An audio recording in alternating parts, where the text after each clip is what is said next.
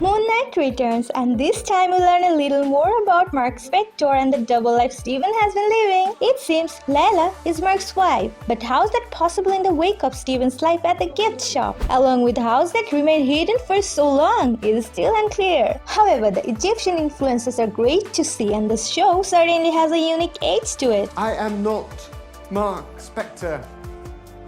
I'm Stephen Grant. I work in a gift shop. But diving into the fascinating African country's history. Having said that though, Moon Knight continues to struggle with his tone, which feels split between light-hearted Marvel quips and slapstick alongside more bloody and visceral action. We've seen Deadpool pull this off, but the humor there was decidedly adult. Either way though, Moon Knight certainly has an intrigue about it, and a good deal of positive press too. Roll on the next episodes. You're not supposed to be here.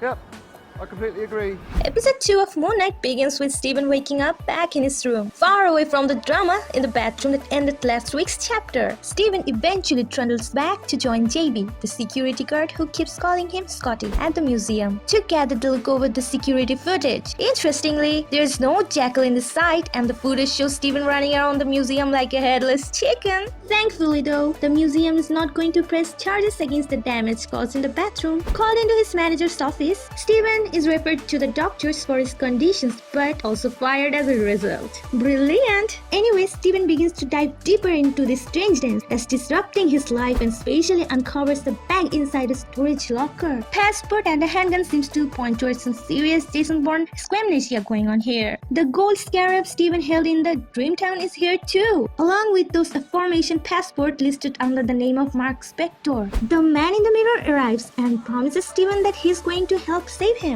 According to Mark, he is an avatar of Khoshu, the Egyptian god of the moon. Their mission is to protect the innocent and serve justice to those who need it. Steven rushes out the building after seeing Khoshu, but in doing so runs straight into Layla's arriving on her bike. Scooping him up, we learn Layla is actually Mark's wife. Steven, of course, is completely in the dark about this all. When Layla takes him back to his apartment, Mark's voice echoes through again and tells him to get her out, as he is out of his depth. As Steven begins to dive into his alter ego's life, he speaks to Layla and can't believe that Mark is intending to divorce her. While Steven rambles on and tries to convince Layla what is happening, Mark urges him not to, warning that this could end up getting her killed. Layla eventually finds the golden scarab, pointing out that this is something that leads to Amit's shopkeep. Steven pleads with Layla for help, admitting he's clueless about this alleged second life he's been leading. A knock on the door brings DC Kennedy and DC Fitzgerald into Steven's apartment. Unfortunately, they find the fake passport and the gun. Naturally, the officers bring him with handcuffs, claiming that Mark Spector is an international vigilant and killed a whole bunch of archaeologists in the back of the head after cable tying them down. Surprise, surprise! These guys are not standard officers and appear to be aligned with Arthur. It doesn't take long for the big bad villain to show up and begin spewing rhetoric about Khoshu, who pipes up in Steven's ear, demanding he kill Arthur. Steven does not though, instead agreeing to be shown around this little community Arthur has built for himself. The strange idyllic shantytown sees everyone speaking 3 languages, including Mandarin. It turns out Arthur used to be the Fist of Vengeance and was one of Khoshu's avatar before Mark or Steven took over. Arthur intends to resurrect Amit with the end goal of eradicating evil completely. The scarab serves as a compass, bound to lead them over Amit's tomb, which explains why Arthur wants it so badly. As Steven begins to question Arthur's wisdom and teaching, he realizes that Amit will eradicate evil before it arrives. In other words, innocent lives will be lost, including children. Arthur shakes it out though, likening it to cutting off a diseased limb. Layla soon arrives, showing off the scarab for all to see. No one bothers to try it and grab it though, instead allowing her to waltz into the room, and then rushes away with Steven. They eventually hold up in a storage cupboard, trying to escape Arthur's followers, who hammer around the storage room they lock themselves in. However, it's not the humans, it's the jackal